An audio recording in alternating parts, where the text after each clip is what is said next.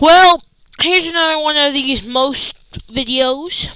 But instead of wins, these are L's. So that means who's ever on this list had the most L's every year.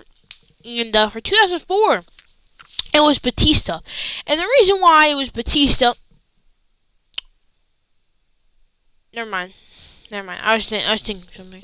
Anyway, the reason why it's Batista is because Triple H, he was in a group called Evolution, and he took the L's for Triple H every single year. He took L's 2004 for Triple H because Triple H was the dominant heel champion, and we see a bunch of these going down the line.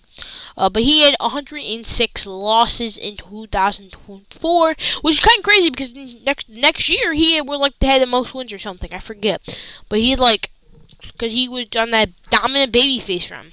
But yeah, crazy. Anyway, in 2005 it was Christian with 106 losses again. Honestly, I'm pretty sure he just came back from TNA. And I'm not exactly the exact reason why WWE kept giving Christian all the L's. I'm pretty sure he was a heel or maybe a baby face. I feel like he was a heel because I feel like only heels can get this many losses. Especially in 2005, yeah, I think he was definitely a heel. But yeah, Christian 106 losses. He was also tied with JBL for 106. So. Crazy too, because JBL was WWE champion this year. Next year's also crazier too. In 2006, it was Edge. Edge was WWE champion, and most of those L's probably came from the hands of Super Cena John Cena, the face of the company, the franchise, the GOAT, John Cena. And you're probably wondering, you're probably wondering that you can tell I'm tired. I've been up for a while since 8 o'clock in the morning, and I'm still tired. I'm still tired. I will stay up late watching 2 scary movies, and now all I want to do is go to bed. But it's a Sunday, September 15th, and I have to get this video out today because I'm a little late on the video, and I have to record another video today for tomorrow's video, which sucks. That Raw review can't come soon enough. God. Maybe I do need to get more sleep. I don't know. This job is easy. Anyway, yeah, 119 L's. Again, don't know why Edge was losing this much in 2006. Probably for John, because he's facing John Cena a lot this year, and, yeah. In 2007, it was a surprisingly Finlay. Yes, Finlay. The guy known for tagging with Hornswoggle.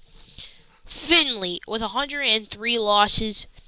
WWE, I'm actually questioning you on this. Why did you give this dude 103 losses in this? That means he lost 103 matches.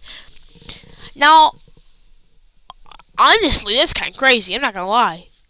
103 losses is insane. But, yeah. So, yeah. In 2008, it was Montel Tavares Potter. Or MVP. In 2008, with 116 losses. He just played a big heel mid-carder. So no really big the big surprise here is he was a mid-carder and he's a heel, so he got 111 loss or 16 losses to his name. So yeah. Also, before we get any further into the video, I would like you to drop a big thumbs up on this video, hit the subscribe button, and leave a comment below. And so yeah. So also, and then in 2009, it was the Viper, the Apex Predator, the WWE Champion this year, Randy freaking Orton, RKO. On 128 losses. Again, he took a bunch of these losses to John Cena because they were big rivals in 2009. This was also Menace, Bald, Randy Orton. So he did also take a loss because he was a heel as well. But being WWE champion has that many L's to your name is kind of crazy. Kind of crazy. But in 2010, it was Jack Swagwell, 135 losses. He was a heel at the time too, so we the people, it just is literally just him. Most of these guys are heels too, so I'm not really surprised that he's also in here. But yeah, it's no surprise. He's a heel. Heels always get the worst of them. So yeah, 135 losses, crazy. Now next year kind of has the guy with the most losses in WWE history. The Miz, who is also WWE champion this year again. With WWE, with your heels being WWE champion, but also losing, having the most L's. Explain. Yeah, I still can't. I don't understand. Like how? Explain. My bad. But yeah, this was a great year of losses for the Miz, and the only time he's actually appeared on this list with 144 losses. That's a lot of losses. That's more losses than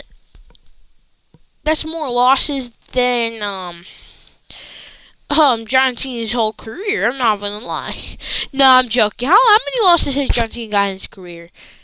I don't know. Look it up. Anyway, but in 2012, it was the most popular man in WWE, a guy who has one of the greatest cash-ins of all time. Mr. Money in the Bank, Dolph Ziggler, with 154 losses. Most of these probably coming on house shows and WWE.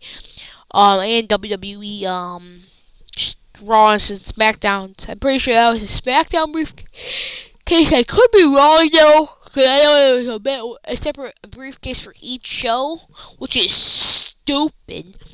But it don't matter because I wasn't booking it at the time. But I think I got rid of it eventually.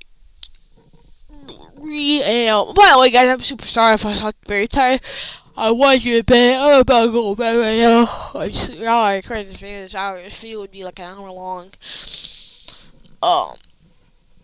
But yeah. Yep, right here, Dolph Ziggler, 154 losses. This video sucks already. I should have made this. I should have just skipped my daily upload streak, but never forgive it. Yeah, Lyles. Then the year after this is Seth Rollins. So in 2013, 168 losses. Now this man, this is the first time he appears on the list. He's going to appear again later on in the list. Who else appears later on this list? Okay, yeah, he just came later. But this is his first time he's on the list. He's going to be on later on down the list, like close to the end of the video. But 168 losses. He was a part of the Shield, I know, and the Shield were probably a heel group, and yeah. We're the heel group. Just the fans loved it. They took a lot of L's, which is kind of crazy because they're undominant. But 2014, it was Luke Harper with 140 losses. Now, my guess is because he was taking L's for. They're taking L's for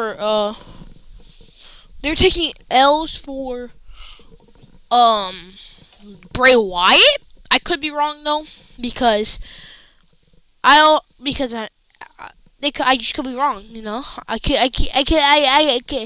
could just be wrong. I could just be wrong, man. I mean, you know that, but I could just be wrong, but yeah. Anyway, yeah. Crazy stat, but I guess 140 losses. 2015. Before you actually look up who this guy is, or before I tell you, try to guess who this is. Put it down in the comments below. I'll give you 5 seconds. Okay, that should be enough. 2015. This guy was Victor from the Ascension, one of the longest reigning NXT Tag Team Champions, with 163 losses. Obviously, I didn't think he was gonna have the most losses, but I knew he was gonna have the most wins. 2015, ladies and gentlemen, 2015. His hairline is so messed up, though. Jeez. My bad. 2016 was Tyler Breeze with 143 losses. Kind of crazy, I'm not gonna lie. Very crazy, honestly. He was his character's right. I think he's actually a backstage producer now. So, I could be wrong, but I think that's what his role is now, and so, yeah. I think that's what his role is. I'm not gonna lie. I think that's what his role is. I could be wrong, but, yeah. Tyler Breeze with 143 losses. Yeah. But in 2017, it was the man, the myth, the legend, Kurt Hawkins. The Hawkins Fears Grim. And now this loss record actually is more impressive than anybody on the roster, because this man lost 128 matches in a row. Remember that losing streak of Kurt Hawkins? He had 128 losses. I thought it was a lot higher, like in 2000s, but in 2017 he lost a bunch of times, and he was taking them. I remember playing with him in WWE 2K. Yeah. He was a he was an L machine. But anyway, in 2018, it was Baron Corbin with 127 losses. I'm going to tell you something right now. He was just a heel, and he replaced Kurt Angle as general manager later in the year. So, yeah, Baron Corbin also appears on this list more than once. So, yeah, 127 losses, and the next year is where the L's start going down, and after 2019, we don't see another in the hundreds. So, yeah. We should get signed. But in 2019, it was the strongest man on the WWE roster, Cesaro, with 111 losses. Now, I couldn't tell you why he had this many losses. I'm pretty sure he was a heel part of Shinsuke Nakamura's and Sami Zayn group / thingy when he was Shinsuke was Intercontinental Champion. I think that's why. I think that's what it is. I'm pretty sure. I could be wrong. I think that's why he had the losses. He's also the last wrestler on this list to have 100+ losses. So, congratulations to Cesaro. Congratulations, buddy. You did it. But in 2020, it was King Corbin, or aka Baron Corbin, with only a measly 42, and that's because of the cough. And yeah, he was a big heel at the time, and he was just an easy guy to have put a baby face over with. Yeah, it made sense why he lost a lot. So, yeah. So, that makes sense, I guess. I guess it makes sense a little bit, maybe.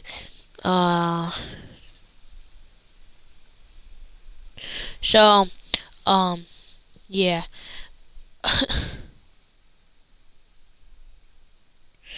I still, yeah. It's kind of crazy to me thinking that, but Yeah, Baron Corbin, most losses in 2020. And the man who is hitting him right now, Roman Reigns, caused this guy who's going to be next on this list. And you probably can predict who it's going to be. It's not main event Jey Uso.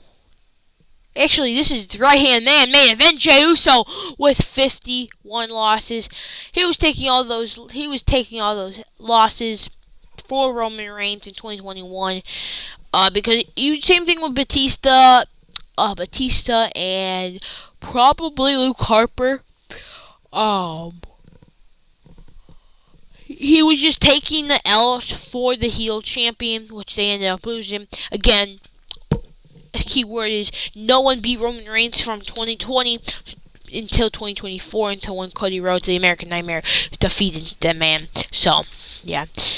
But that's so crazy to me. This bloodline story, like started basically in 2020, but like kind of the bloodline group formed in 2021, and the bloodline story is still going around today. Like, it's going from 2024 to basically into 2024 into 2025. So that's basically 5 whole years of this whole bloodline story, which is insane to me. Beginning in the 2020s into the mid 2020s. Insane. Which I can't comprehend that. Like, that's insane to me. 51 losses though to main event Jey Uso, right-hand man Jey Uso. The right-hand man. I love you so long. My bad. But in 2022, no surprise here, the biggest the biggest heel on the roster at the time, Seth freaking Rollins with 77 losses. Now, I feel like there's a reason why this isn't higher. Because, like, closer to the end of the year in November-ish, he did win the, I think he was like in October-ish. Same thing though. It probably was it was around there though. Seth Rollins did actually win the United States Championship, if you can remember that. Yeah, he did. He became a babyface at the end of this year, so that's probably why that's why I don't think he has that many losses. I feel like if he was a heel the whole year, he would still have like 100 plus losses. But if you remember, hold on, I'm looking up right now. He won. Yeah, Seth Rollins won it from Bobby Lashley on October 10th, 2022, because Bobby Lashley beat Austin Theory for the United States Championship at Money in the Bank. Held it for about a month. Seth Rollins then beat Bobby Lashley for it on October 10th, 2022, and held it until November 26th, 2022, which I believe was Survivor Series. Yeah, that was a season premiere of Raw, and then Austin Theory beat Seth Rollins and Bobby Lashley in a triple threat match. Hey! In the triple threat match in 2022, at the end of the year. And this ended up being big things for Seth Rollins, because he became the inaugural first ever World Heavyweight Champion and stuff like that. So, yep. So yeah. Kind of crazy to think. Yeah, this did a lot of things for Seth Rollins. But 2023, Ludwig Kaiser with 79 losses. Same thing. He was a henchman for Gunther and just ended up taking a lot of losses so the guy babyface could face Gunther for the Intercontinental Championship, which he ended up losing. So yeah, but for 2024. It's a guy that I couldn't find a picture of in 2024. It's a man who we haven't seen on TV since the beginning of the year. Shinsuke Nakamura. With 48 losses, and I think this is going to continue. Or he might never have another match on WWE TV or live events. So, yeah. So that's all the wrestlers from 2004 to 2024 who have the most losses. Most of them are heels, if you realize. So, yep. Anyway, I have to record 2 videos, and I'm not recording that second video until later in the day. So, bye.